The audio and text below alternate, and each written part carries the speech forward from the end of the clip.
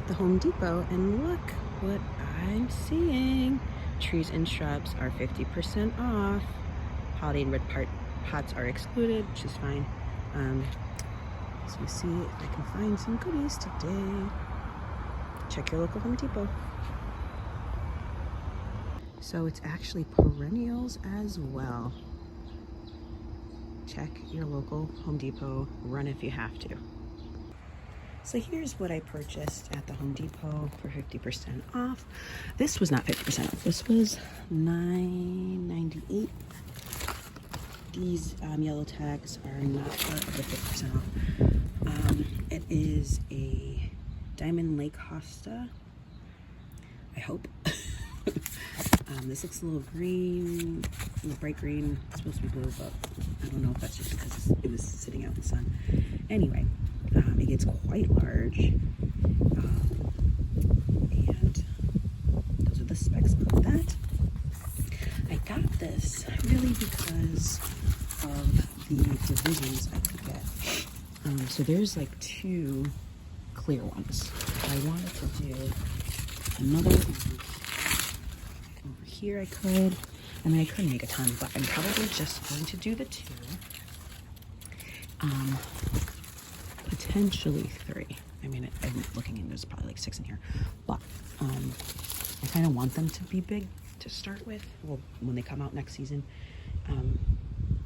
just so that way, I mean, I can always, as I have more space, I can continue to divide them. At this point, I don't have a ton of space unless I expand beds, and I'm not really wanting to do that at this point in the year. So this I did not get at Home Depot, but I did get it for $5. I'm gonna finish a drift. This is the cat's pajamas Nepeta, $5 on clearance. And then I did get this Bluebeard Goldcrest. So this has some lime green or chartreuse foliage, and they have amazing fall blooms. So I don't have a lot of fall blooming things, you know. I mean, you can consider the hydrangeas as something that's kind of like fall interest, but this along with the I have the, oh my gosh, drawing a blank, Montauk daisies. So I don't have, I do have an extremely loud truck in my neighborhood. Anyway, sorry about that. So I don't have any of this Bluebeard yet. So I thought that this would be a great one to start with because it has some interesting foliage, and this will go in the back bed, which I'm going to show you because there's been a drastic change that this will give away some of what has transpired. Alrighty. So as you can see, one of them has been chopped down yet. She's next. But I'm gonna wait a little, you know. I just haven't had the energy, honestly. It's just an energy thing to clean this out.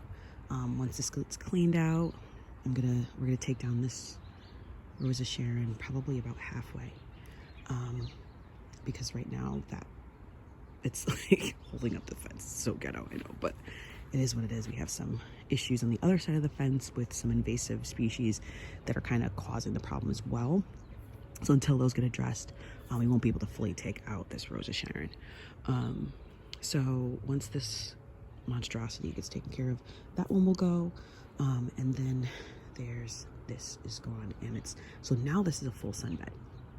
So the good thing, I might have to move that azalea, but it hasn't really put on growth anyway, so I'm gonna see it, give it another year in this spot. And if not, I might just hand it over to someone else. The boxwood will be fine. Those take sun and shade. The astilbe will be fine because that's sun and shade. And right here, I have a dead salvia. So I moved this, and I think it just got root rot. It got too much. This area does stay pretty wet, so I think that kind of took it out, which is fine.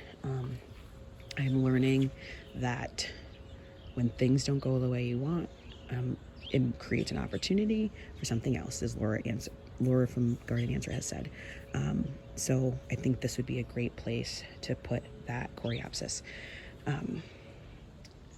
Bluebeard whatever you want to call it. So I thought that would be really pretty because it'll go next to that dark foliage. There's a lot of green foliage, and then there's some variegated foliage. There's some strappy foliage. I think that would be really pretty here to kind of break up a lot of the green. Some of these are annuals, some of them, most are perennials at this point.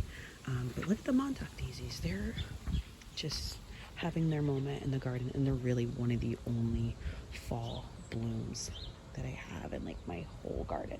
So I still, obviously there's still annuals that are going strong, but I pulled a lot here. I pulled a lot out of this bed.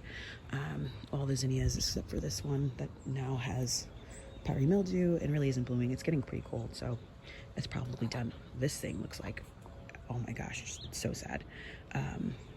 The Japanese beetles absolutely annihilated it. So next year I'm going to be putting one of those traps in early to hopefully not have this happen again. But this is the clearance butterfly bush that I thought I smothered, and it's alive. And it's doing pretty well. It's blooming, it's growing kind of weird, but that's because it was just getting smushed by the dahlias. So next year I am not going to try and overwinter dahlias, period. It was not worth the energy, it was not worth the stress. So I'm just going to pack it full of seed annuals, things that I'll direct sow, and I will buy a couple of tubers because I do want to have them, but I definitely don't want to try and save them. They're not easy to save, so they're not worth saving in my opinion. I don't have a massive, I'm not trying to sell them. It's really just for visual interest, which zinnias and cosmos are so easy to plant from seed that to me it's not worth the energy of trying to overwinter dahlias. I will just buy, I'll budget a couple, $20 or so, and have them because we do enjoy them, but I'm just going to think of them as annuals and then just be done with them. So that's where that is. And this actually will get 4x4 at some point. So this will get about that big, this will get that big, and then we'll just have some other annuals to fill in this area, and they are more for cutting than anything. So another thought, I think I might have mentioned this in another video, is instead of having the wavy line, I do like the wavy line, but I'm thinking just having a curve all the way and widening this bed. Might be something I do, probably not. Again, it just all depends on motivation, because at some point I might want to bring it out very far, depending on what happens with the stump. It's really what's going to happen, coming out from this pole and bringing it out all the way that way, just because of trying to mow grass around that thing to see how it is for my husband. He probably wouldn't care, and I know he's trying to get rid of it, to be honest. So we'll see what goes on with that. Or at this point, I do like the shape of the flower bed. I do like the amount of grass that's in between, and what might end up happening more than likely is this bit gets expanded as these hydrangeas grow in. So they might actually need to come out another foot or two, which probably more so on this side than on the back side, so we could still fit the tractor. But I know this ended up being kind of like my vision. This started as a Home Depot video, but so that's what's going on in the garden. Today is October 9th. It is Columbus Day, or Indigenous People Day. So family is home, and I am restraining myself with buying more plants.